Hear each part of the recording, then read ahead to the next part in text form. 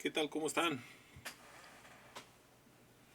Les mando como siempre, un saludo y pues aquí estamos continuando con esta serie de videos en donde el propósito que tenemos es el de poder dar a conocer algunos tópicos que se usan para el diseño estructural de estructuras de mampostería y también para estructuras de concreto. Bueno, pues el día de hoy va a ver un tema muy importante. Está enfocado a lo que se llama predimensionamiento de elementos estructurales. Hoy nos vamos a enfocar a predimensionar losas macizas de concreto armado. ¿Sí? Entonces vamos a usar el criterio que maneja el reglamento de construcciones del Distrito Federal, hoy Ciudad de México, a través de sus normas técnicas complementarias. Y ahora sí que vamos a leer, vamos a interpretar y vamos a aplicarlo al ejercicio que hemos estado viendo. Muy bien. Entonces, sin más preámbulo, vamos a comenzar. Voy a aprovechar para poder utilizar algún apuntador y compartir la pantalla completa para que tengan una mejor visión. Bien, entonces comenzamos. Básicamente el tema que vamos a abordar el día de hoy está enfocado a estos 3 puntos, ¿no? Como ya les decíamos, vamos a predimensionar losas macizas. La metodología es muy parecida, ¿sí? Al predimensionamiento de losas macizas de mampostería y de losas macizas de estructuras de concreto. Es sumamente parecido. La gran diferencia es que las losas de mampostería están apoyadas en cadenas de cerramiento y a su vez en muros. Y las losas propiamente de estructuras de concreto armado se apoyan directamente en vigas, y estas a su vez trasladan esos pesos a las columnas y así, ¿no? Entonces, sin embargo, el predimensionamiento se hace de igual forma. Sin embargo, si hay alguna variante en cuanto a la rigidez de los elementos que la soportan, las vigas, el conjunto de vigas por las dimensiones, y sobre todo cuando se trata de vigas maestras, vigas principales, pues dan una rigidez más importante, que incluso puede llegar a considerarse que todos los tableros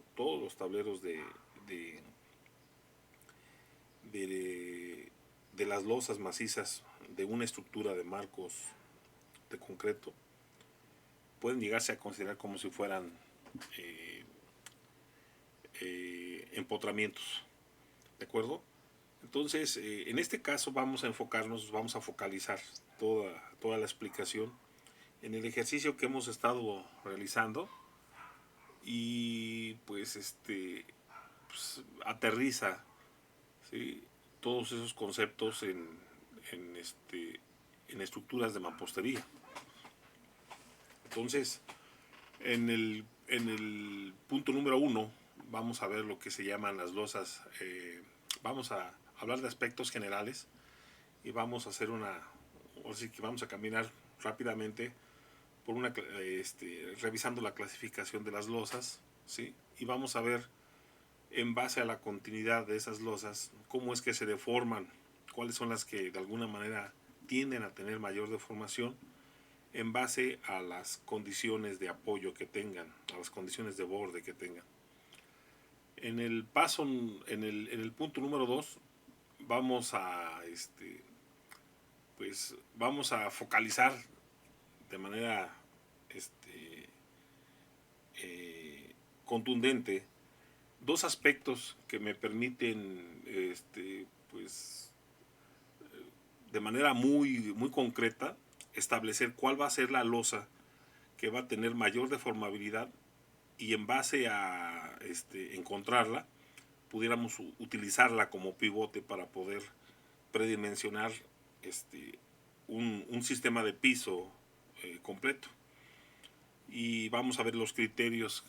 Esos criterios es la discontinuidad y el perímetro del tablero, es decir, qué tan grande es esa losa, qué condiciones de discontinuidad tienen, y en base a eso es que de alguna manera podemos encontrar la losa que va a tener va a ser la más desfavorable, y precisamente cuando la encontremos, esa va a ser el parámetro para poder establecer qué dimensiones en cuanto a el peralte de esa losa vaya a tener. Y indudablemente, como lo había comentado hace unos instantes, tenemos que ver la parte de la normatividad. Tenemos que ver qué nos dice la normatividad y tendríamos que apegarnos.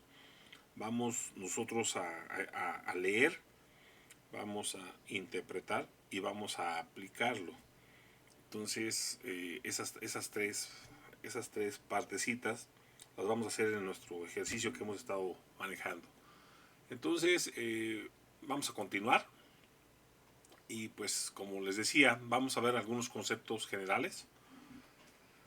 Las losas, hay muchas clasificaciones de losas, pero si nosotros atendemos a una clasificación en cuanto a su forma de trabajo, podemos clasificarlas en losas que trabajan perimetralmente o que se apoyan perimetralmente, ¿sí? Esas losas pueden ser, como aparece aquí en esta representación, pueden ser cuadradas o pueden ser rectangulares. Nuestras normas técnicas complementarias, en automático, al lado más corto, al lado menor de nuestras losas, lo bautiza con el nombre de A1, y el lado que tiene mayor dimensión le da la connotación del A2, ¿sí? Y de alguna manera existe una relación ahora sí que de los lados. A esa relación se le llama M. Así la maneja el reglamento, bueno, y a través de sus normas. Recuerden ustedes que un reglamento te dice qué hacer y las normas te dicen cómo. Entonces, precisamente esa relación de claros, claro corto, claro largo, si esa relación me llega a dar mayor o igual a 0.5, se dice que esas losas, ¿sí?, son losas que trabajan de forma perimetral en todo el perímetro, ¿no? Y precisamente estas líneas, ¿sí?, estas líneas que salen a 45 grados con respecto al vértice, pues son las líneas que más o menos seguiría la falla por flexión que se pudiera llegar a presentar dentro de estas losas, ¿no? Entonces, en ese orden de ideas, pudiéramos llegar a considerar que las grietas se presentarían a lo largo de esta línea de falla, ¿no? ¿Sí? Entonces, precisamente las personas que han trabajado o que trabajan y experimentan en laboratorio, se pueden dar cuenta que las grietas siguen ese patrón. Y es por eso que de alguna manera nosotros consideramos esas áreas tributarias. Es importante que nosotros identifiquemos de qué manera va a trabajar la losa, porque de esa manera podré yo tener un panorama general de cómo es que se van a distribuir las cargas y de alguna manera hacia dónde se van a distribuir una mayor cantidad de carga. Esa distribución de la mayor cantidad de carga siempre se da en el lado corto. Si nosotros analizamos este tablero, vemos que hay mayor área, es un trapecio, al cual le llega al A2, pero no es así. Ahora sí que la distribución de esta mayor cantidad de áreas se da precisamente en el lado corto. Esta franja es paralela al lado corto. y esta cantidad de área, este triángulo y este otro triángulo, se da esa distribución de cargas, ¿sí?, a lo largo, en una franja paralela al lado largo. ¿De acuerdo? Entonces, sí es importante, es muy importante esto, va a jugar un papel muy importante, porque precisamente en función a cómo trabajan cada una de las losas es que vamos a aplicar las fórmulas para poderlas diseñar, ¿sí? Entonces, esta primera clasificación vendría siendo losas perimetralmente apoyadas, y el indicador que nos muestra esa clasificación es precisamente la relación de claros. Siempre es claro corto entre claro largo, y si esa relación es mayor a 0.5, entonces es perimetralmente apoyada. ¿De acuerdo? La franja que utilizamos para el análisis de las losas y para el diseño, ¿sí?, se considera que pues la longitud va a ser prácticamente la considerada en las dimensiones del tablero, y se va a escoger un ancho tributario de 100 centímetros o de 1 metro. ¿De acuerdo? Cuando las losas llegan a ser muy alargadas, entonces en ese momento es cuando la relación de claros, ¿sí?, esta relación de claros no llega al 0.5, ¿no? Y cuando no llega al 0.5 es menor, en automático la gran mayoría de toda la carga, vean, esta área es muy grande en comparación con este claro, el claro corto. Entonces, cuando sucede eso, se puede decir que el mayor porcentaje y de manera contundente se va siempre hacia el lado corto, ¿verdad? En la franja que es paralela al lado corto. Y esta cantidad de área que la voy a puntualizar aquí, esta cantidad de área que se da de aquí a acá, de aquí a acá y de aquí a acá, ¿sí? Esta área, al igual que esta, es tan pequeña que para cuestiones de cálculo no se toman en cuenta. Entonces, si esta relación es menor a 0.5, nada más se considera que trabaja en un solo sentido nuestra losa. A ese tipo de losas, cuando esta relación es menor a 0.5, se dice que trabajan en un solo sentido y siempre van a trabajar en el sentido corto.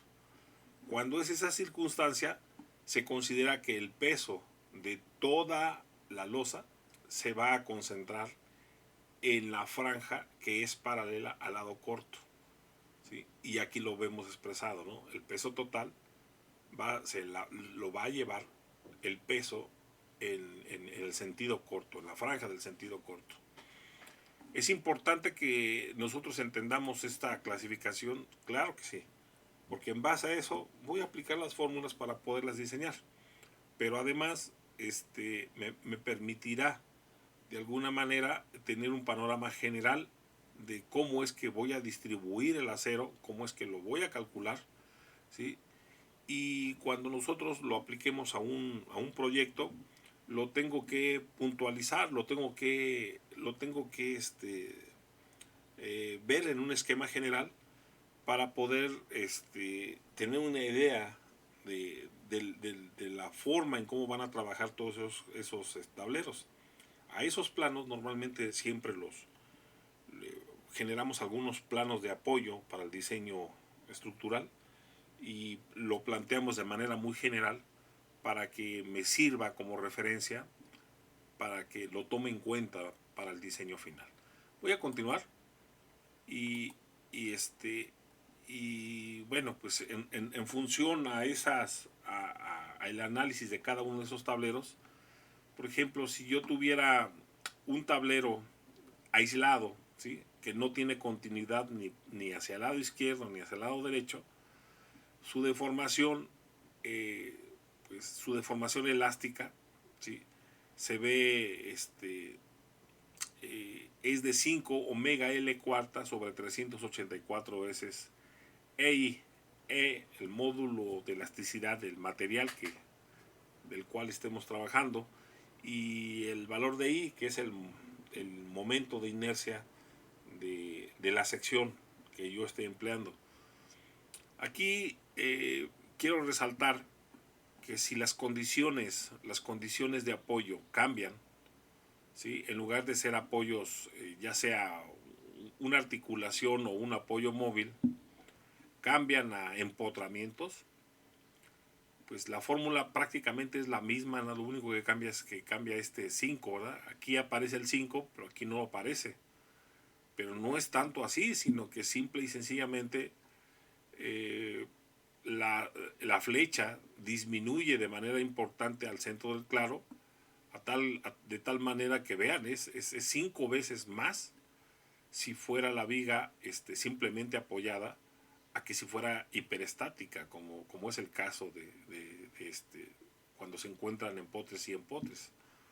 Pueden llegar a suscitarse por ahí también el caso de que algún tablero de losa tenga continuidad del lado izquierdo, y entonces cuando tiene continuidad del lado izquierdo implica de que ahí es un empotramiento, ¿sí? Al no tener continuidad del lado derecho, entonces se considera como un apoyo simple, ¿de acuerdo?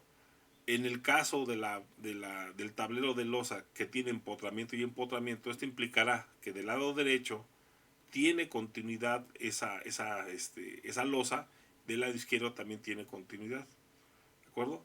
También se pueden presentar losas que tengan un volado, y ese volado pues normalmente es una marquesina, ¿verdad? Y ese volado se verá expresado a través de una viga en cantilever. ¿Qué me interesa o a qué quiero llegar con esto? El predimensionamiento es función directa de cómo es que se están dando las condiciones de apoyo de la losa, y además también es función directa de la deformación que va a tener. ¿De acuerdo? Aquí tengo, obvio, dentro del sembrado de la losa, nada más manejamos tableros que fueran de alguna manera continuos, ¿no? Y nada más manejamos una sola franja. ¿De acuerdo? Entonces vemos que si el tablero es aislado, ¿sí? Vemos que se presenta una determinada flecha, y vemos, obvio, de forma muy exagerada, cómo es que se presenta la deformación en esa losa. Si de alguna manera esa losa tuviera, ¿cómo se llama? Tuviera continuidad hacia algún lado, en este caso este tablero tiene continuidad hacia el lado derecho y este tablero tiene continuidad hacia el lado izquierdo, bueno, pues esta flecha indudablemente disminuye. Las deformaciones se presentan con menor intensidad. Y pues es bien clara la forma de esta deformada, ¿sí? Esta losa deformada me indica indudablemente cuáles son las zonas de tensión, ¿sí? Y pues en este caso, pues ahora sí que con un poco de buena voluntad, podríamos pensar que esto tiene las mismas dimensiones, y las deformaciones son relativamente iguales. Pero en el caso de la losa de la parte de arriba, vemos que las losas que se deforman con mayor magnitud siempre están en los bordes, y aquí lo vemos, ¿no? Como esta flecha y esta deformada de este tablero es mucho, pero mucho mayor con respecto a los tableros centrales. Este tablero central tiene continuidad hacia el lado izquierdo y tiene continuidad hacia el lado derecho. Esto implica en automático que este tramo central tenga de alguna manera una conceptualización de este tipo, ¿no? ¿Sí? De la viga que aquí está al centro. Al tener continuidades en potre y en potre, y se ve reflejado en una flecha mucho menor que si fuera aislada, que es este caso, ¿verdad? ¿Sí? Entonces, hay que tomarlo en cuenta. Obvio, si esa losa tiene dimensiones, una dimensión X, ¿sí? Un lado corto y un lado largo, pero si esas dimensiones son más grandes, en automático, si nosotros vemos alguna de estas fórmulas y crece la dimensión del claro, y como esa dimensión está elevada a la cuarta potencia, en automático la flecha, la deformación, pues crece de manera importantísima, ¿no? No es lo mismo tener un claro de 3 metros a tenerlo de 5 o de 4. Este valor se hace muchísimo más grande y obvio, la deformación es mucho más grande. Como les había comentado, estos conceptos los tenemos que tener claro para que podamos entender, ¿sí?, por qué de alguna manera determinados tableros dentro de una configuración, dentro de un sembrado de tableros de losa, van a haber algunos que son más vulnerables. Y por ejemplo, aquí lo que me gustaría de alguna manera subrayar es que los tableros centrales, por la continuidad que tienen menos deformación. Entonces son más, pudiéramos pensar que tienen un espesor menor porque tienen menos deformación. Pero los tableros que de alguna manera no tienen continuidad, ya sea en el sentido, en cualquiera de sus direcciones, sufren mayor deformación. Y entonces este tipo de tableros van a tener o van a requerir un mayor peralte, una mayor altura, para que de alguna manera ese peralte o esa altura tenga una mayor rigidez y en automático tenga menor deformación. Entonces estos conceptos son muy, pero muy importantes que los tomemos en cuenta para poder entenderlo, ¿vale? Vamos a caminar finalmente dentro de nuestro ejercicio aplicando estos conceptos tan básicos que acabamos de ver. Por ejemplo, este ejercicio lo hemos estado trabajando y vemos que se trata de una estructura indudablemente de mampostería. Habíamos dicho que por ahí que son bodegas para comercio, para oficinas, no sé.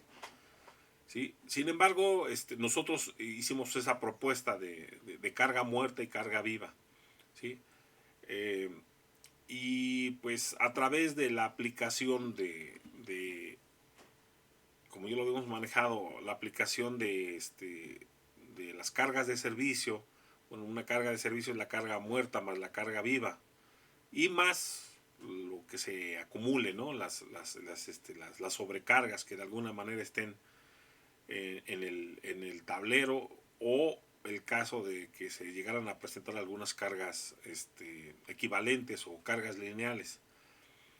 Finalmente, habíamos también visto la filosofía que se tiene dentro de las estructuras en cuanto a considerar factores de seguridad para que las estructuras puedan ser confiables, ¿sí? Y también por ahí, dentro de las enseñanzas que hemos por ahí tocado, que hemos focalizado, por ahí manejamos una relación de cargas que guarda la carga última con respecto a la carga de servicio. Y lo manejamos a través del concepto de relación de cargas, ¿no?, que se maneje. Y pues precisamente esa información, toda esa información de la que estoy hablando ahorita, la estoy aterrizando para cada uno de los tableros. Y no obstante, si nosotros realizamos, ahora sí que de cada uno de estos tableros que ya los enumeramos, tablero 1, 2 y 3, nosotros realizamos la relación de cargas, la relación de claros, perdón. Es decir, encuentro el valor de M de cada uno de estos tableros, ¿sí?, en donde yo estoy estableciendo, por ejemplo, esto lo voy a hacer con color rojo, que va a ser, ay caray, perdón, vamos a, regreso ahí, vamos a considerar que este tablero tiene, es el tablero 1, ¿de acuerdo? Y este es el perímetro que gobierna a ese tablero número 1. Lo mismo en este tablero número 2, ¿sí? Este es el perímetro que gobierna este tablero número 2, ¿sí? Y por último, vamos a considerar el tablero número 3,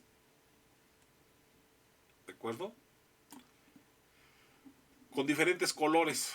Entonces, la configuración de la estructura que hemos estado trabajando ahí no es más que son 3 tableros, ¿sí?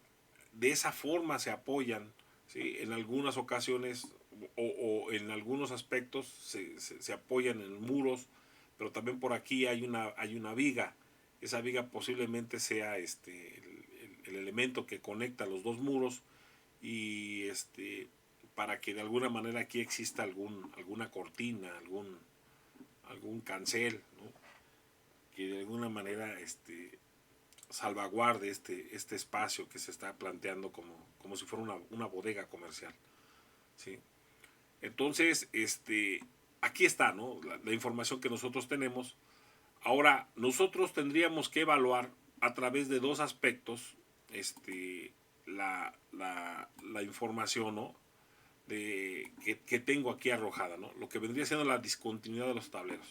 Este tablero 1 tiene discontinuidad, vean, en la parte superior, en la parte izquierda y en la parte inferior, pero tiene continuidad hacia el tablero 2. Entonces, esta parte de aquí es más rígida, ¿sí? Se considera un empotramiento.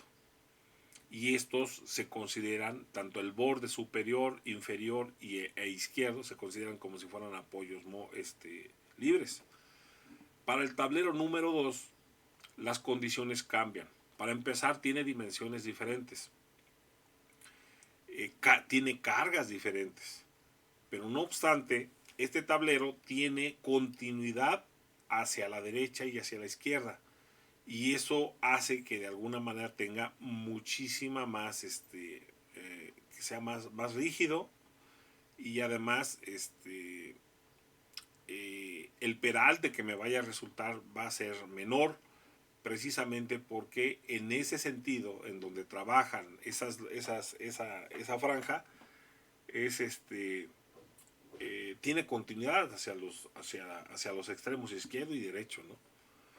Y por último, el tablero número 3, vemos que en la parte superior, en la parte inferior y en la parte derecha no tiene continuidad, entonces ahí es altamente deformable y nada más tiene un extremo con continuidad, en este caso vendría siendo el eje C, y esa continuidad lo tiene con respecto al tablero número 2.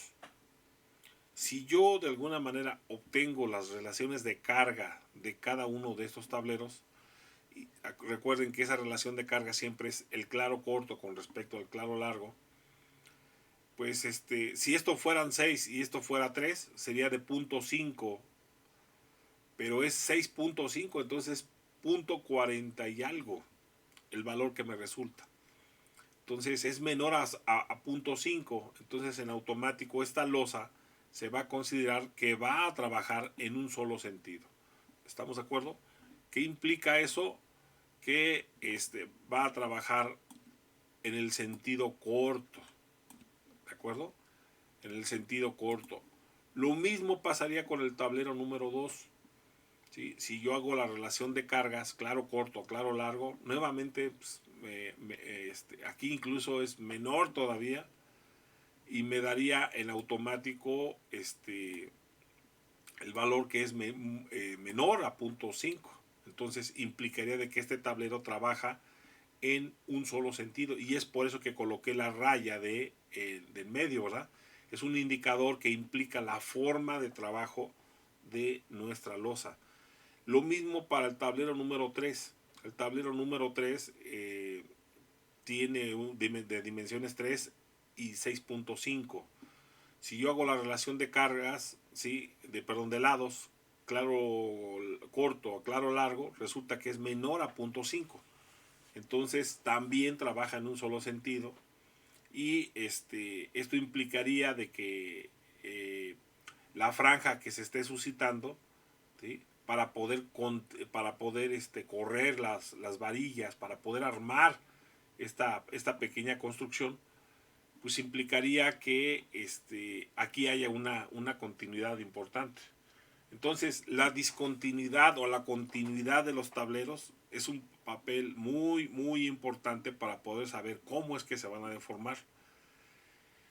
Ya habíamos dicho también que el perímetro es un valor también de cada uno de esos tableros es importante, porque si el perímetro es más grande, si las dimensiones del tablero son más grandes, implicaría que tenga una dimensión más grande y ya lo vimos en la diapositiva anterior, esa longitud a la hora de estar evaluando las flechas elásticas va a provocar que esa longitud me dé un valor que incrementa el denominador de esa fórmula y en automático las deformaciones van a ser mucho mayores. ¿De acuerdo? Entonces, esto es algo importante a tomar en cuenta para poder predimensionar. Entonces, estamos hablando de la continuidad de los tableros, estamos hablando además de del tamaño de los tableros y algo importante es que siempre el claro corto, ¿sí? Ahora sí que el claro que es paralelo a la franja corta va a ser la que va a cargar en las losas que son apoyadas en un solo sentido, se va a ir toda la carga en ese sentido, ¿sí? Entonces, esta franja que estoy planteando aquí, que está asurada, implicaría de alguna manera el sentido de análisis de este tipo de losas. Listo. Ya la parte de los conceptos generales, creo que con esto ya está considerada, ya nos sirve para poder tener el entendimiento que necesitamos para poder predimensionar. Y ahora vámonos a lo que es la parte de la normatividad. Ya decíamos, el reglamento del Distrito Federal, que hoy se llama Ciudad de México, me dice el qué hacer. Y el qué hacer me dice que las estructuras tienen que cumplir los estados límites de falla, es decir, que sean resistentes, y que también deben de cumplir los estados límites de servicio, es decir, que a corto, mediano y largo plazo sea operable, que sea funcional esa construcción. Entonces, para poder de alguna manera aplicar lo que me pide el reglamento, tengo que tener ahí presente que en el inciso 2.1.2 me da la resistencia a la compresión que pueda llegar a tener el concreto. Dices, bueno, ¿y eso qué tiene que ver con las losas? Bueno, para poder predimensionar una losa, por ahí se puntualiza el hecho de que se establezca si se trata o se va a tratar de un concreto que está considerado o está clasificado como un concreto clase 1 o un concreto clase 2. Esa clasificación se da en base a la resistencia que vaya a tener ese concreto. Entonces, esto también lo tengo que tener presente a la hora de estar para predimensionar esa losa. Entonces, el reglamento ahí dice que los concretos se clasifican en concreto clase 1 cuando su resistencia a la compresión es mayor o igual a 250 kilos por centímetro cuadrado. Entonces, igual o mayor a 250 se dice que es concreto clase 1. Esto es algo importante. Y si yo llegara a utilizar concreto clase 2, la resistencia que yo puedo utilizar tendría que ser entre 200 y 250. A ese tipo de concretos se le llama concreto clase 2. Entonces, este concepto de concreto clase 1 y 2 es importante. Para empezar, necesito saber el módulo de elasticidad, el parámetro de resistencia del concreto, y es diferente para el concreto clase 1 que para el concreto clase 2. Y además, pues, lo estamos viendo, tienen diferente resistencia a la compresión. Entonces, todo esto lo tengo que tomar en cuenta a la hora de predimensionar una losa. ¿De acuerdo?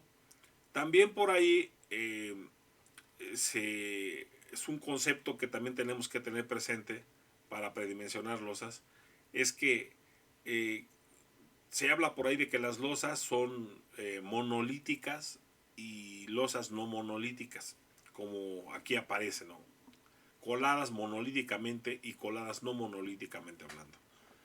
Entonces, en términos generales, se dice que una losa es colada monolíticamente cuando se cuela de manera simultánea, ¿verdad? Tanto la cadena, hablando de estructuras de mampostería, la cadena de cerramiento junto con la losa, ¿de acuerdo? También se dice que si se tratara de estructuras de concreto, se cuela igual, de igual manera, tanto la viga maestra o las vigas secundarias, junto con la losa, se cuelan al mismo tiempo. Pero va más allá, para que exista, de alguna manera ese concepto, va más allá. ¿En qué sentido? De que pues además el emparrillado de la losa tenga que ir por la parte de abajo de las cadenas, o el emparrillado de la losa vaya por la parte, ahora sí que del núcleo de las vigas, para que de alguna manera se asegure un determinado anclaje, un determinado grado de empotramiento. Además va más allá, ¿sí? Que se tenga el hecho de que se cumpla un concepto que se llama la longitud de desarrollo de las varillas que conforman la losa, y que se embeban, ¿sí? Que estén dentro del núcleo de las cadenas o de la viga. Entonces, cuando se cuelan en una sola exhibición, cuando se cumplen las longitudes de desarrollo, cuando esas varillas se embeben dentro de la zona del núcleo, tanto o de la cadena o de la viga, entonces es cuando tenemos nosotros una losa que se cuela, está considerada que se cuela monolíticamente hablando. Funciona como un solo elemento, y eso provoca que tenga una mayor resistencia. ¿De acuerdo? Cuando se cuelan en diferentes tiempos, cuando de alguna manera se apoyan y no existe algún grado de empotramiento entre la losa y la cadena o la viga, se dice que ya es colada no monolíticamente hablando, ya se considera por ahí una junta fría, por ahí se considera que el grado de empotramiento tiene un valor muy pequeño, a tal grado de que se considera que es cero, ¿vale? Entonces, obvio, su resistencia disminuye. Entonces, también el hecho de que yo considere una losa que trabaja de forma monolítica o no monolítica, o que mejor dicho, se considera que es una losa monolítica, colada monolíticamente, pues es algo importante, ¿no? Sin más preámbulos, vamos a ver qué dice nuestras normas técnicas complementarias, y es del diseño y construcción de concreto, las más vigentes, ¿sí? En el inciso 751 me habla del peralte mínimo que puedan llegar a tener las losas. Y bueno, pues aunque lo dice con otra fórmula, lo dice, yo lo traduje o se traduce de la siguiente forma: el peralte de la losa. Entonces, aquí habla, del peralte efectivo de la losa, ¿sí? El peralte de cálculo, ¿sí? Entonces, aquí hay que tomar en cuenta dos cosas importantes. Una cosa es la losa, el peralte de la losa. El peralte, muchas veces en un léxico común, el peralte de la losa lo consideran como si fuera la altura de la losa, pero el peralte efectivo es algo bien diferente, que ahorita voy a explicar más adelante. Entonces, el peralte efectivo es la distancia que hay del centro de gravedad del acero que se utiliza para el cálculo a la zona de compresión, a la fibra más alejada de compresión. Y eso lo tenemos que tomar en cuenta. Entonces, esto dice es el peralte efectivo de la losa, me indica que tiene que ser mayor o igual al perímetro, y entonces me dice que lo tendremos que dividir entre 250 si se trata de concreto clase 1, o entre 170 cuando se trata de concreto clase 2. Entonces vean la importancia, vean la relevancia. Obvio, no es lo mismo que esté dividido entre 250 a 170. Si el concreto tiene poca resistencia, entonces es concreto clase 2. Y entonces estará dividido entre 170. Y esto implicará que me dé mayor peralte. Tenga que ser una estructura más robusta. Sin embargo, si el concreto está considerado dentro de la clasificación de concretos clase 1, el peralte disminuye. ¿Por qué? Porque la estructura es, el concreto es mucho más competente, ¿no? Y entonces vean, aquí tiene relevancia el hecho de que sepamos qué clase de concreto voy a utilizar y lo sepa yo clasificar. Si es concreto clase 1 o 2, yo tendré que aplicar precisamente ese concepto en esta fórmula. Si es concreto clase 1, para poder usar estos parámetros. Bien, ahora decíamos que también tiene importancia el hecho de que las losas se consideren que son coladas monolíticamente. Entonces, ¿por qué? Esta losa, ahora sí que nosotros, para poder predimensionar, se tiene que hacer tablero por tablero. Y cuando lo hacemos tablero por tablero, tenemos que aplicarles un factor a cada uno de esos lados dentro de ese tablero de losa. De tal suerte que si las losas son coladas monolíticamente, se consideran que tienen mayor resistencia, y si son coladas no monolítico, se considera que tienen menor resistencia, y entonces me castiga más en el diseño. Y también habíamos comentado que tiene mejor comportamiento un borde de una losa que tiene continuidad hacia arriba, hacia abajo, hacia la izquierda, hacia la derecha. Entonces hay bordes que se consideran continuos y algunos bordes que se consideran discontinuos en cualquier tipo de tablero. Entonces me dice que yo tengo que aplicarle a cada uno de estos lados un factor, y ese factor puede ser 1 cuando se trate de que la losa tiene continuidad hacia ese sentido, ¿sí? Pensemos que el lado L1, ¿sí?, es un borde que es continuo. Entonces esto implicaría de que acá en la parte superior existe algún tablero. ¿Me explico? Y entonces el factor que tengo que utilizar es 1.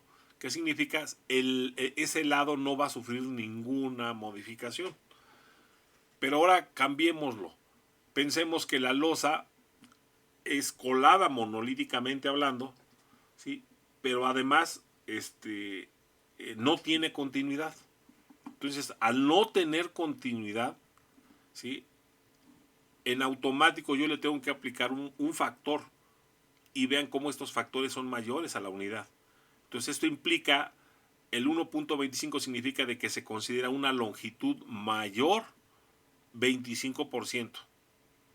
Y si fuera colada no monolíticamente hablando, significa de que esa longitud se considera mayor todavía un 50%.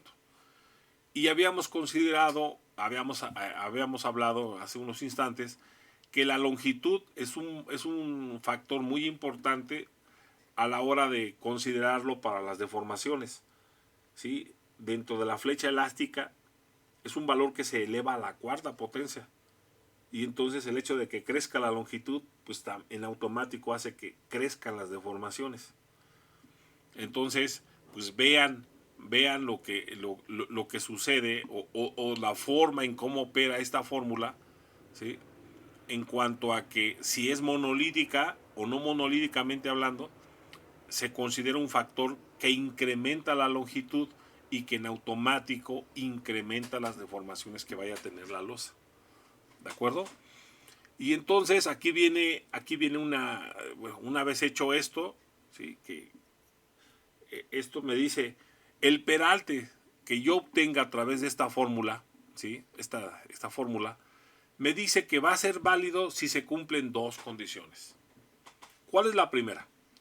Que las cargas últimas que se hayan considerado dentro de este tablero sean menores o iguales a 380 kilos por metro cuadrado. Ups. El problema es que si una losa normalmente, una losa maciza anda arriba de los 500 kilos por metro cuadrado, perdón. Ya cuando le agrego la carga viva y la muerta. Y entonces pues no cumplo esta condición, ¿sí? En su gran mayoría de los casos. Pensemos en una... Hay ocasiones que sí se cumplen estas dos condiciones, ¿no? Pero en la gran mayoría de los casos no se cumple la primera condición. La otra condición está asociada a el esfuerzo de fluencia del acero. Sabíamos que, como todos sabemos, el esfuerzo de fluencia es el FY.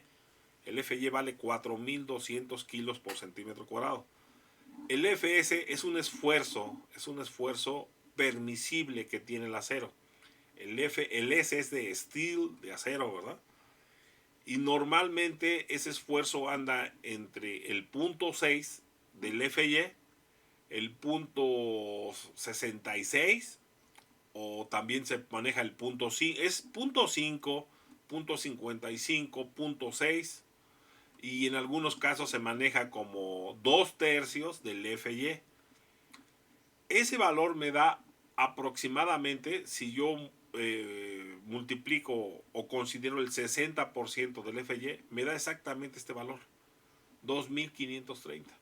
Entonces, me dice que si el esfuerzo que le estoy considerando al acero, el esfuerzo permisible, es menor o igual a 2.530, perfecto. Cumplo, ¿sí? Si yo utilizo varilla corrugada en automático de grado 42, en automático cumplo con esta, en el borde, ¿verdad? Me da. Pero si una de estas dos condiciones no se cumple, el reglamento me dice lo siguiente. O sea, me dice, esta fórmula o este peralte efectivo de esta losa va a ser válida siempre y cuando se cumplan las dos condiciones. Si una no se cumple, entonces ya no es válida. Y entonces me dice que tenga que hacer yo una modificación.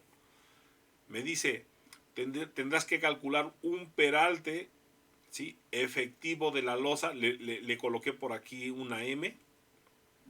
Esa M significa modificada. Entonces es un peralte de la losa modificado. Y va a ser igual al peralte calculado de la losa por medio de esta fórmula, y que va a ser y que va a multiplicar a estos valores que están entre corchetes, que es igual a puntos 0.32 de la raíz cuarta de FS.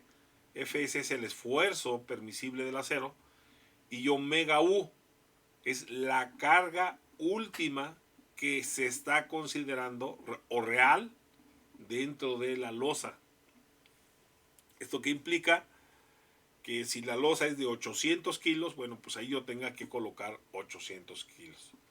Aparentemente esta fórmula, pues tendría que tener unidades homogéneas, ¿verdad?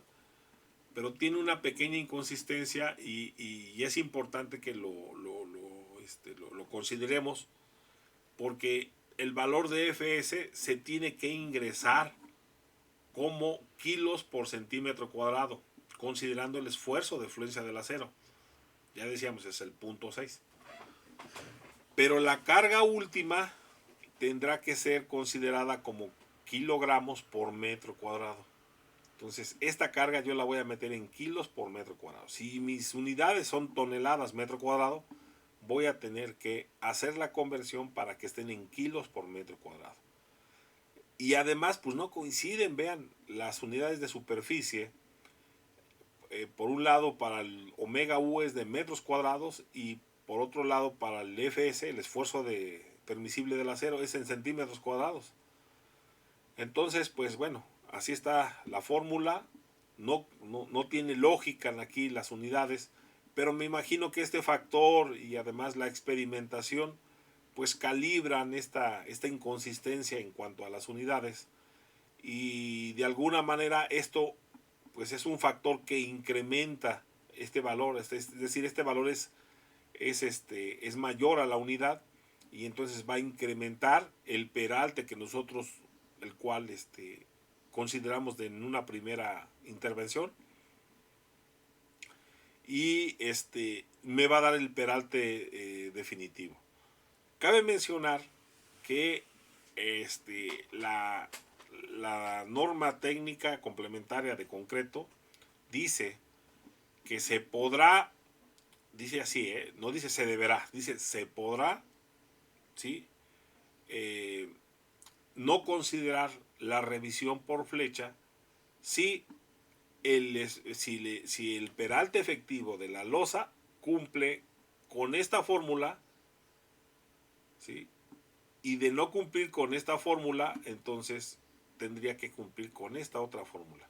Y entonces me dice, si el espesor o la dimensión de nuestra losa, del espesor de nuestra losa, cumple ya sea con estas condiciones o con esta, podremos nosotros evitar, ¿sí? Realizar el análisis por flecha de esa losa.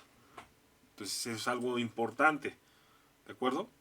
Entonces, listo, esto es la interpretación que estamos dando a un par de normas ahí, ¿no?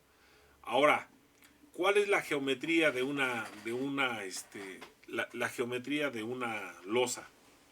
La losa puede tener acero por la parte de arriba o por la parte de abajo. ¿Sí? Por la parte de arriba cuando las tensiones están en la parte superior, por la parte de abajo cuando las tensiones están por la parte inferior. Tenemos que tomar en cuenta que además ese acero debe de tener un recubrimiento. Y cuando digo de recubrimiento estoy hablando de forma general. ¿Qué dicen las normas? Bueno, perdón, la geometría. Termino esta parte.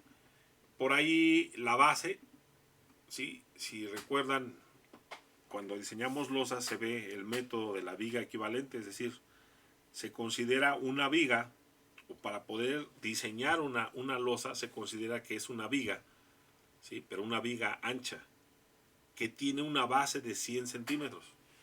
Entonces el resto de la geometría vendría siendo el espesor o la altura o el peralte de esa losa. Y luego se maneja el concepto de D. ¿Qué es D? Es el peralte efectivo. Es la distancia que hay del centro de gravedad de la zona del acero, ¿sí? A la fibra a compresión más alejada. Y también se maneja lo que es un recubrimiento, así, se maneja el recubrimiento como tal, ¿sí? También se maneja como RC, un recubrimiento calculado. Y no es más que la distancia que existe entre el centro de gravedad del acero, atención, a la fibra más alejada de tensión. Eso es lo que es el recubrimiento. ¿De acuerdo? Ahora veamos qué es lo que dice el reglamento. En su inciso 492 se habla de recubrimiento necesario en cuanto a la colocación del concreto. Y voy a dar lectura a este pequeño abstracto, ¿verdad? De este párrafo. Dice, el recubrimiento y el detallado del acero serán tales que el concreto pueda ser colocado y compactado adecuadamente de acuerdo al inciso 15.3.6. Si se dan cuenta, este primer párrafo habla de control de calidad, ¿de acuerdo? Y habla de que no se disgregue el concreto, ¿vale? Y dice, el recubrimiento libre de toda barra de refuerzo. Ah, caray, aquí ya estamos hablando de un recubrimiento libre. Y quiero hacer énfasis en esto, recubrimiento libre. Lo voy a manejar a tal grado que lo voy a subrayar. ¿Vale? El recubrimiento libre de toda barra de refuerzo no será menor que su diámetro. Es decir, si yo voy a utilizar varilla de media pulgada, por decirlo así, entonces ese recubrimiento no puede ser menor, el libre, que el diámetro de la varilla que yo esté utilizando. Si yo voy a utilizar varilla de 5.16, que lo puedo hacer porque es varilla que es corrugada, la puedo aplicar también para losas, bueno, pues tendría que ser el recubrimiento mínimo el diámetro de esa varilla, ¿sí?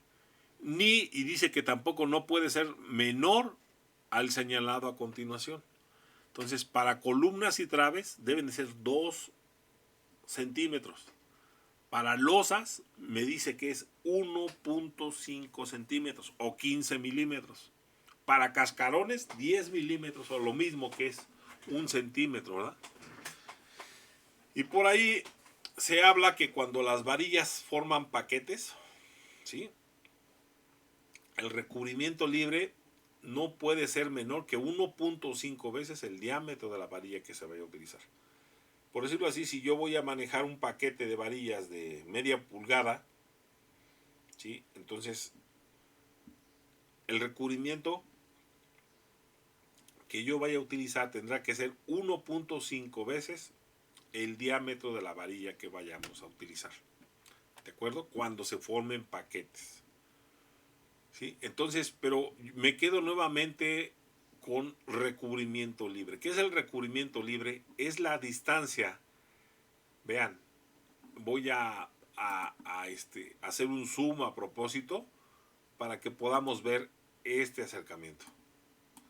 Esto es un RL, que es el recubrimiento libre que maneja el reglamento. Lo que acabamos de dar lectura es la distancia que hay del paño del acero de refuerzo a la fibra correspondiente. Esto es lo que es el recubrimiento libre. Entonces, si yo quiero calcular el recubrimiento calculado o quiero revisarlo, porque normalmente siempre lo proponemos, entonces yo tendría que agregar la mitad del diámetro de la varilla mayor que haya utilizado. Y cuando digo mayor es que puedo también utilizar varillas de diferente calibre para losas. Se puede, no es tan común, pero se puede. Entonces, cuando haya varillas de 2 calibres diferentes, llámese de que es varilla de media o de 3/8 de pulgada, siempre se toma como parámetro la varilla de mayor calibre. Siempre. Entonces, ¿qué es el recubrimiento libre? Es la distancia que hay del paño de la varilla de mayor calibre dentro del arreglo de varillas solución a la fibra, ¿verdad?, más cercana. Y esto tendría que ser equivalente a también tanto en sentido horizontal como en vertical. Esto que provoca que, pues, para yo considerar el recubrimiento calculado tendré yo que agregarle la mitad de ese diámetro. ¿De acuerdo? Entonces, si yo voy a agregar, me dice que es de recubrimiento libre para losas es 1.5, y si yo le agrego la mitad del diámetro de la varilla que yo vaya a utilizar, y pensando que yo uso la varilla de 3/8, ¿sí?, entonces 3/8 no llega a 1 centímetro. Entonces la mitad de 1 centímetro es medio centímetro. Y además la misma especificación me está indicando, ¿sí?, regreso acá, que es 1.5 centímetros. Entonces, si yo utilizo varilla de 3/8, prácticamente la mitad de ese centímetro más 1.5 centímetros, que es de recubrimiento libre, me daría que el recubrimiento de cálculo tendría que ser de 2 centímetros cuando menos. ¿Puedo dejar mayor recubrimiento? Sí.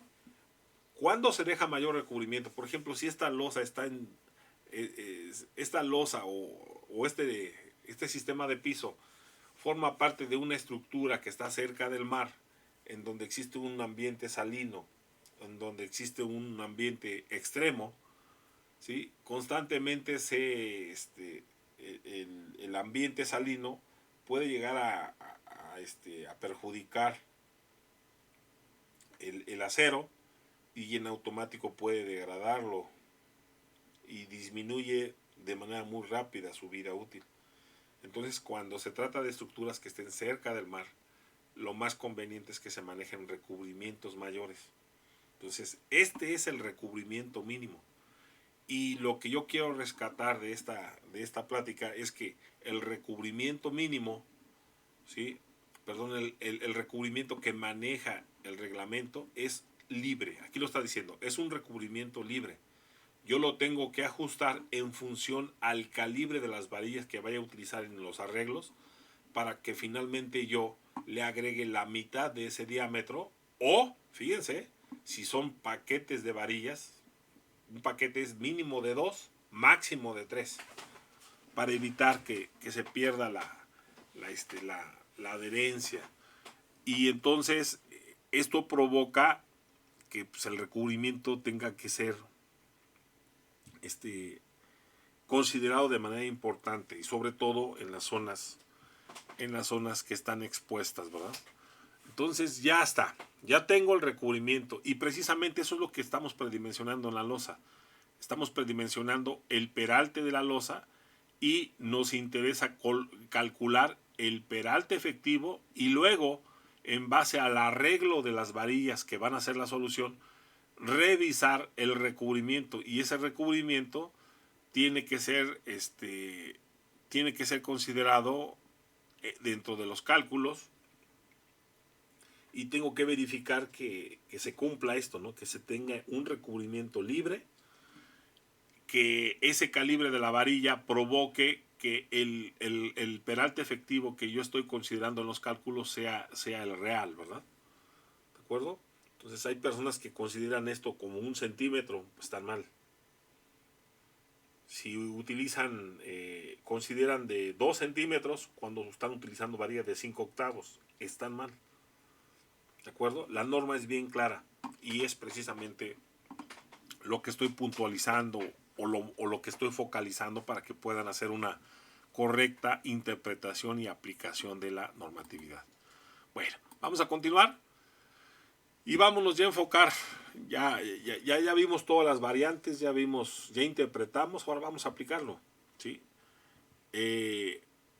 Aquí están de alguna manera los parámetros que ya hemos estado manejando dentro de este ejercicio, y pues ahí están las cargas muertas, las vivas, ¿sí? Esta franja, ¿sí?, de aquí me indica que la losa trabaja en un solo sentido, en el sentido corto, y curiosamente tanto el tablero 1, el tablero 2 y el tablero 3 trabajan como losas o tableros que trabajan en una sola dirección, y toda esa carga completa, vean como toda esta carga completita se va en el sentido corto, ¿de acuerdo? Entonces es importante que nosotros manejemos planos de apoyo en donde nosotros hagamos esta nomenclatura, la aterrizamos en cada uno de los tableros dentro de nuestra estructura, y pues lo bauticemos, le demos tablero 1, tablero 2, tablero 3, y además pues puntualicemos esas cargas muertas y vivas que pueda tener cada uno de esos tableros, y finalmente las cargas que me van a servir para diseñar y para revisar. Para revisar es la carga de servicio, para diseñar necesito las cargas últimas, y también es muy conveniente, y sobre todo en este nuevo reglamento nos está pidiendo que se haga por separado los efectos de carga muerta de las de carga viva, ¿sí? No era así en el anterior reglamento. Entonces tenemos que tener muy presentes también las relaciones de carga que se tengan en cada uno de los tableros. ¿Me explico? Para poder ir de las cargas de servicio a las últimas, y de las últimas a las de servicio, con simplemente una operación tan simple, ¿no? ¿De acuerdo? Entonces la estructuración de los tableros ya la tenemos, ¿sí? Las cargas unitarias de servicio y últimas, decíamos, las tenemos que tener dentro de cada uno de nuestros tableros, ¿vale? Entonces pasamos a la siguiente hojita, y vean ustedes, pues ya vamos a aplicar lo que dice la norma, ¿verdad? Dice que el peralte de la losa tiene que ser mayor o igual al perímetro, y el perímetro de un tablero, pues para empezar, ese perímetro se considera como si fuera un tablero relativamente o cuadrado o rectangular. Entonces dice sensiblemente que sea una estructura así. Entonces ahí va a haber ocasiones que los tableros de las losas no son totalmente cuadrados o rectangulares, que tengan ciertas variantes. Bueno, me dicen que sea sensiblemente. Entonces la palabra sensiblemente es una palabra subjetiva y que puede estar sujeta a la interpretación, ¿sí? de las personas. Normalmente lo sensible implica de que pues la forma sea de forma, ahora sí que la forma sea de manera general un rectángulo, un cuadrado. Entonces pues voy a aplicar, aquí vean cómo estoy asurando el tablero número 1 y entonces tengo que aplicarlo y tengo que estudiarlo de manera importante, ¿no? ¿Cuántas continuidades tengo? ¿Sí? Y entonces, por ejemplo, el peralte vendría siendo el factor que va a incrementar o que va a afectar cada uno de los lados. ¿Cuántos lados tengo? Son 4, ¿verdad? Entonces, siempre el lado 1 es bueno, aquí lo estamos manejando como el lado superior, es de 3 metros, no hay continuidad. Estamos considerando que la losa es monolítica, es la mejor condición en cuanto a resistencia. Entonces, como este lado de 3 metros, ¿sí? El que estoy puntualizando precisamente, a ver, aquí voy a cambiar ahí está, y o ahí está ya. Entonces, este lado de 3 metros es discontinuo, entonces lo tengo que multiplicar por 1.25 para que de alguna manera incrementa de alguna manera la longitud, incrementa la deformabilidad. Y luego este valor, que también este borde, que es de 6.5 metros en cuanto a su longitud, y como no tiene continuidad, pues también lo tenemos que multiplicar por 1.25. Y luego viene el borde de arriba, ¿verdad? A ver, vamos a ver. Uy. El borde de acá arriba, ahí está, pues, no me dejaba ver. El borde de acá abajo, perdón, y vemos que no tiene tampoco continuidad. Entonces, en automático, y ya me moví. Ahí está. En automático es 2, qué caray. Estaba en el 1, me moví, perdón. Ahí está. Después sigue este tablero de acá abajo, que es de 3 metros también, y no tiene continuidad, sería por 1.25. Y después viene este borde de aquí a acá. Ese borde de aquí a acá lo voy a puntualizar con color rojo para que lo vean. ¿Sí? Este valor de aquí hasta acá tiene continuidad hacia el lado derecho. Entonces se considera como un empotramiento. Y decíamos que cuando hay un empotramiento, el factor tiene que valer 1. ¿De acuerdo? Cuando no lo haya, tendría que ser afectado por un factor, y que va a depender ese factor de que si se trata de una estructura que sea, ¿cómo se llama? Una estructura o una losa monolítica y no monolítica. Listo. Sobre 250 y vean el valor que me resulta. 0.0885 metros. ¿Qué significa? Casi 9 centímetros. Entonces, teóricamente hablando, ese sería el peralte.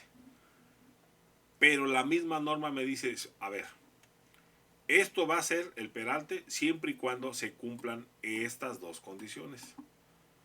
La primera no la estoy cumpliendo porque estoy considerando cargas de servicio, ¿sí?, de 380 cuando aquí se están presentando de 1050. Entonces, no cumplo. Con una de las dos condiciones que no se cumplan, ya no es aplicable esa fórmula. Tendría yo, perdón, no es la definitiva, tendría yo que modificarla. Y entonces, vean cómo realmente el valor que yo tengo que considerar para el predimensionamiento tiene que ser la carga última. Entonces es todavía peor, ¿no? Es de 1420 cuando aquí yo tengo 380. Entonces no cumplo y en automático tengo que hacerle un ajuste, ¿no? Entonces vean cómo El segundo parámetro, el punto 6 de FY, que es el esfuerzo de fluencia de la varilla, me da de 2520. Entonces, este sí lo cumplo. Pero el de arriba no. El de arriba me da un valor mucho más grande con respecto al valor que se me permite. Entonces tengo que hacerle un ajuste, ¿sí? Como lo habíamos indicado hace un instante. Y ese ajuste implica, ¿sí?, que yo tenga que multiplicar el valor obtenido con la anterioridad, ¿sí?, por 0.032, la raíz cuarta del FS, es el esfuerzo permisible, ¿sí?, que es 0.6 del FY, y por el valor de la carga última, 1420. ¿Sale? Realizo operaciones y me da de 12.31 centímetros. Esto es el peralte efectivo. Pero, ¿sí?, le tengo que agregar el recubrimiento de cálculo. Y yo estoy considerando 2 centímetros. ¿Por qué 2? Porque es el 1.5 centímetros que maneja la norma de recubrimiento libre, más, y estoy considerando que voy a utilizar varilla de 3 octavos, que normalmente, bueno, esa me da de 0.90 y algo el diámetro, y entonces la mitad de ese diámetro es medio centímetro más el 1.5, estoy considerando 2 centímetros para el cálculo. ¿De acuerdo? Uy, ya me moví. Y entonces sumo el peralte de la losa más el recubrimiento y me da finalmente, señores, ¿sí?, me da el peralte de la losa. 12.83 metros. Punto 1283.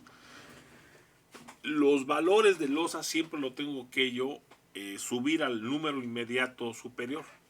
¿Sale? Entonces, si me da de 12.83 centímetros, lo tengo que subir a 13 centímetros. Y ese sería el predimensionamiento de nuestra losa. ¿De acuerdo? Ay, ya me fui al tablero 2, perdón. ¿Sí? Sería perdón, aquí me corrijo, ¿no? Me da de 0.1231 metros, ¿sí? Le agrego los 2 centímetros, que es el 1.5 centímetros de recubrimiento libre, más, considerando la mitad de un diámetro de una varilla de 3 octavos, me da de 14.31 metros. Y esto implicaría en automático que sea tenga que ser de 15 centímetros mi espesor de losa. Entonces vean ustedes, ¿no? 15 centímetros de espesor de losa. ¿Sí? Para el tablero 2 hago exactamente lo mismo. Va a cambiar, sí, porque ahora este tablero tiene continuidad en el borde izquierdo y en el derecho. Abajo no. Y además cambia este valor, ¿verdad? Entonces quedaría el de arriba, sería 2.5 por 1.25 por la condición de losa monolítica. Más este valor de aquí, ¿sí?, por un factor de 1. ¿Por qué 1? Porque de alguna manera no afecta y no incrementa la deformabilidad. Sería 6.5 por 1 más el valor de aquí abajo. Como no tiene continuidad, vendría siendo su longitud 2.5 por 1.25. Y es precisamente este valor de acá. 2.5 por 1.25. ¿Vale? Y el siguiente valor tiene continuidad, entonces vendría siendo el valor de la longitud del tablero, que multiplica por su factor, puesto que tiene continuidad, entonces no va a sufrir un incremento de deformación, tendríamos que utilizar el factor de 1. ¿Me explico? Realizo operaciones y me da de 7.7 centímetros. Y ahí se ve. Acá me da mayor el peralte, precisamente por las discontinuidades y además porque tengo un claro mayor. Aquí el claro es menor y además tengo condiciones favorables en cuanto a las deformaciones, ¿sí?, por la continuidad del tablero. Entonces vean cómo aquí el valor indudablemente se hace más pequeño. Pero con todo y eso, tengo que revisar que para este tablero número 2 se cumpla y veo que la carga de servicio tendría que ser menor o igual a 380. Pues ¿qué creen? La carga última es de 1480, se supera y entonces tampoco cumplo con esta condición. Entonces vean ustedes, ¿no? No cumplo y entonces tengo que nuevamente a multiplicarla por el factor, ¿verdad? El factor ¿cómo se llama? Que maneja la norma. Y me voy a la siguiente presentación. Y entonces, como no paso una de estas condiciones, entonces, bueno, digo que el peralte de la losa va a ser igual al peralte de la losa calculada en la anterior fórmula por 0.032 de la raíz cuarta de el Fs por la omega U. El Fs vale 2520 y el omega U vale 1480. Me da un peralte de la losa de 10.83. Le agrego los 2 centímetros de recubrimiento calculado y me da de 12.83. Me da de 13 centímetros, señores. Imagínense de qué tamaño o qué hicieron ustedes. Bueno, imagínense ustedes de qué tamaño es nuestra losa. Pero la parte interesante es que este tablero es menor en cuanto a peralte que el que está de borde. Entonces ahí se ve que las condiciones de deformabilidad, ¿sí? se están cumpliendo, ¿verdad? Lo que habíamos visto en el esquema en cuanto a que los tableros intermedios se deforman menos, pues se está viendo, ¿sí? Nos vamos nuevamente al tablero siguiente, al tablero número 3. Aplico los mismos conceptos, multiplico por 1.25 los bordes que sean no continuos, ¿sí? En este caso vendría siendo el de 3 por 1.25. Este de acá, al tener continuidad, lo tendría yo que multiplicar por 1, ¿verdad? ¿De acuerdo? El otro que es de 3 también por 1.25, ¿sí? Y hay uno que es de 6.25, que es este de aquí, que lo tendría yo que multiplicar por 1.25, ¿vale? Entonces calculo el peralte y me da de 8.85 centímetros. Y es mayor que el tablero del medio. Y nuevamente reviso que las cargas últimas y de servicio no superen los 380. No, pues no se cumple. No se cumple. Entonces en automático tengo que entrarle al siguiente, ¿cómo se llama? Ahora sí que a aplicar la fórmula del peralte modificado. Y ya que tengo eso, pues el peralte que obtuve en el paso anterior lo multiplico por este factor, ¿sí? Ya considero la carga última, que es de 1675 kilos por metro cuadrado, y me da de 12.84 centímetros. A ese 12.84 centímetros le tengo que agregar 2 centímetros para que de alguna manera ya considere yo una altura. Y vean que me da de 14.84 centímetros. Lo tengo que subir al número inmediato superior y me daría de 15 centímetros o 0.15 metros. Y entonces me da lo mismo que el tablero número 1. ¿Vale? Entonces vean que qué es lo que se hace en la vida profesional. No es necesario que yo tenga que predimensionar cada uno de los tableros, sino lo que hago es encontrar el tablero que tenga mayor perímetro. Encontrar el tablero, a su vez, encontrar el tablero que tenga más lados discontinuos, porque esos lados discontinuos en automático van a incrementar las longitudes y eso va a provocar que se tenga condiciones más desfavorables para el diseño, porque se van a considerar mayores deformaciones. Entonces, en ese sentido, pues se cumple totalmente, ¿verdad? Pero además, yo digo, bueno,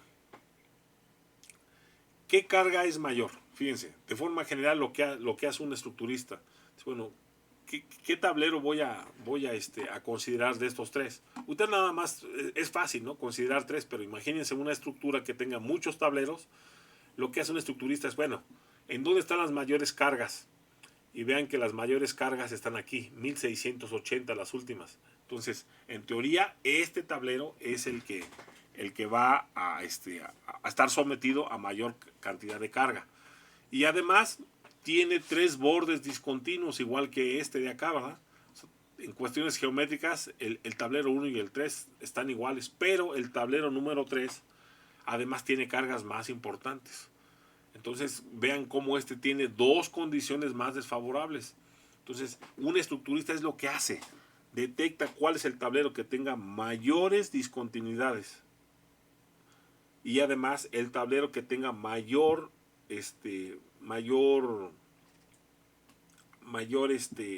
cargas o cargas más de mayor magnitud. Y además cuando integra esos conceptos, en lugar de estar calculando cada uno de los tableros, pues nada más se enfoca al más desfavorable, ¿no? ¿Sí? El más desfavorable, como lo veníamos platicando, tendría que ser este de acá. ¿Sale? ¿Cuál? Este de acá. A ver, vamos a poner una simbología adecuada. Este de aquí. Este es el tablero más desfavorable y es el que de alguna manera, pues no tendría yo caso que yo lo haga el 1, el 2 y el 3. Simplemente digo, a ver, aquí es donde hay más carga, aquí es donde hay más discontinuidad, entonces seguro que este es el bueno. Y vean cómo me dio un resultado de 15 centímetros. O sea, ahorré haber hecho el 1 y el 2. Entonces son criterios, ¿no? El de encontrar el tablero más desfavorable para poder predimensionar. O también hay un criterio, ¿no? ¿Sabes qué? Como aquí lo hice, a ver, me voy a la siguiente diapositiva y digo, bueno, una vez que yo hice tablero por tablero, hago un análisis cuál es el que más me solicita. Y vean cómo el tablero 1, el 2 y el 3 tienen el mismo, el tablero 1 y el 3 tienen la misma altura. ¿Sale? Y entonces en automático se queda que la geometría del tablero, ahora sí que la que prevaleció fue tanto el criterio del tablero 1 y el 3. Me dan un empate. Entonces, pensamos que no me da un empate. El tablero 1, el 2 y el 3 me dan diferentes. Bueno, tengo que agarrar el mayor. Y considerar dentro de la geometría que la base es de 100 centímetros. Ya decíamos, ese es un pivote, ¿verdad? En base al peralte que yo haya utilizado, pues le tendré que bajar 2 centímetros para poder encontrar el peralte real, el recubrimiento y la altura de esa losa. Y aquí están plasmados pues, finalmente los resultados, ¿verdad?